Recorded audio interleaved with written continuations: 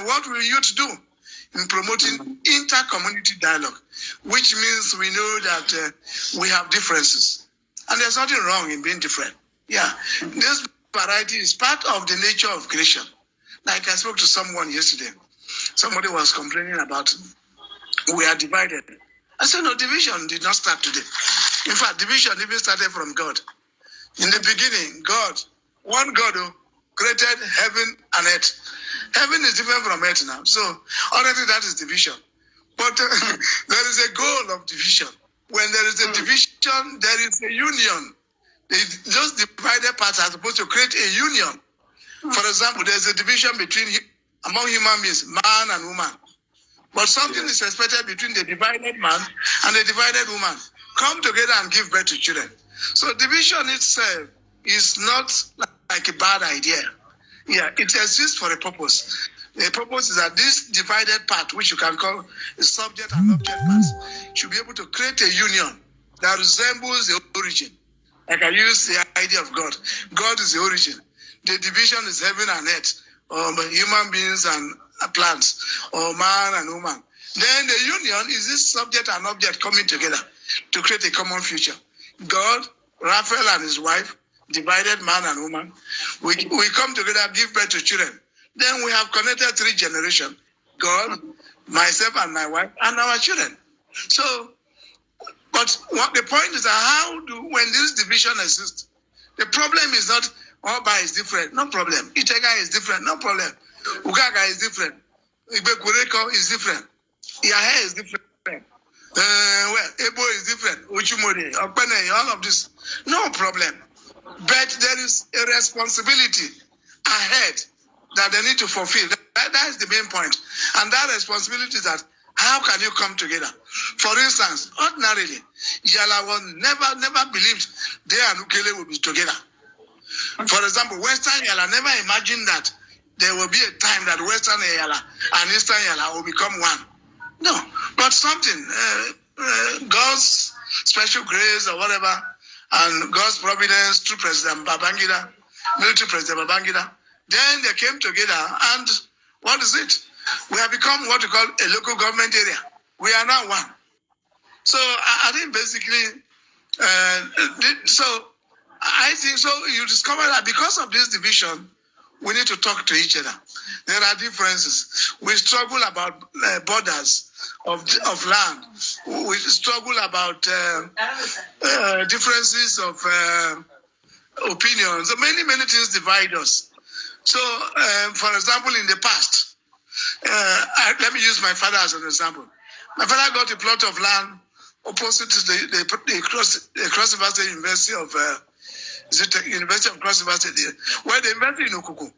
Opposite, he bought a plot of land, and then he molded blocks to build a house there. And his uncle said, "No, how can you go and build a house in Okuku? For who? Please carry those blocks and come bring them to Akpama. Come and stay near me here and build a house." And we hired car and packed the blocks from Okuku and come and build a house near his uncle's place in Okpama. And then now he's no longer alive. If he didn't pass this information well to his children, then the children will say, "Please, this is our father's land. You cannot stay with us." So in many communities, yeah, people work like this. Come close and farm here. Nobody used to fight for land before. Now, after some generation, now land is selling.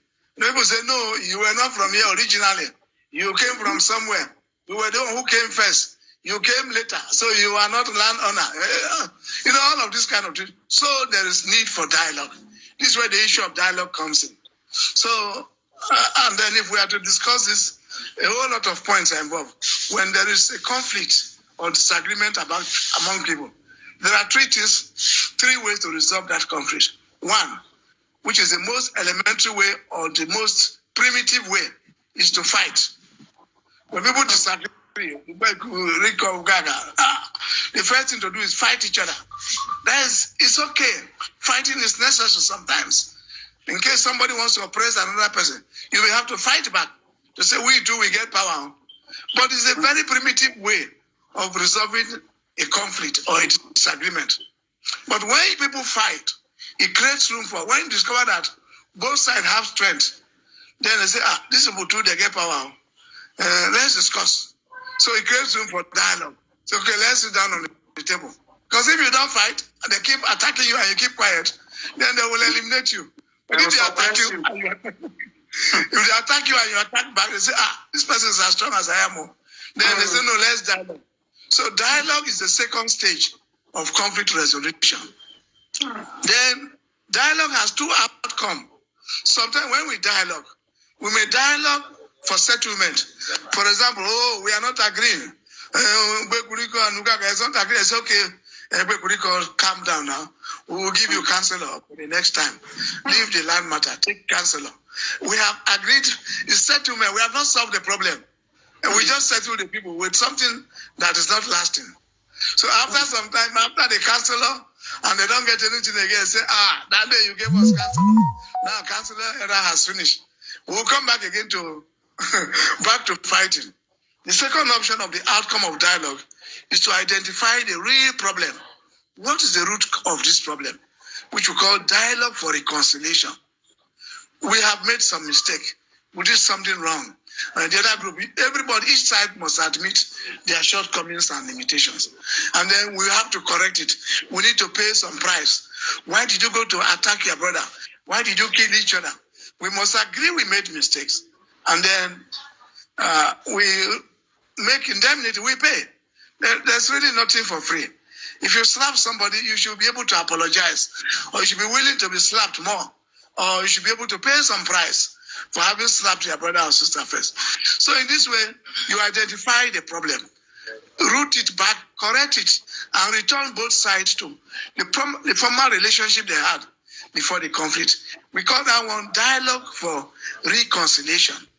So dialogue is very critical, very, very important. I wanted to give this background. So we understand the importance of dialogue and also realize the limitations of dialogue.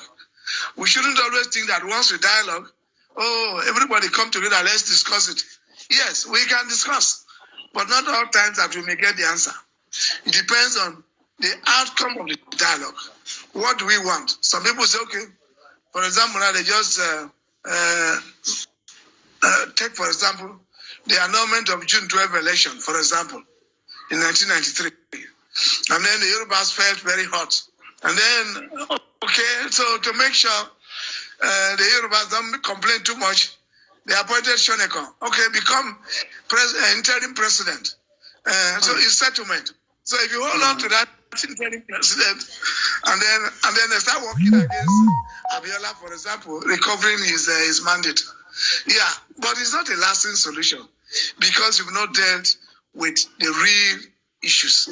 But when there is a conflict and people dialogue and they address the root cause of the matter, what caused the matter? If, for example, two people are fighting, there must be something responsible for the fighting. Something must be responsible. So I feel I should just give this background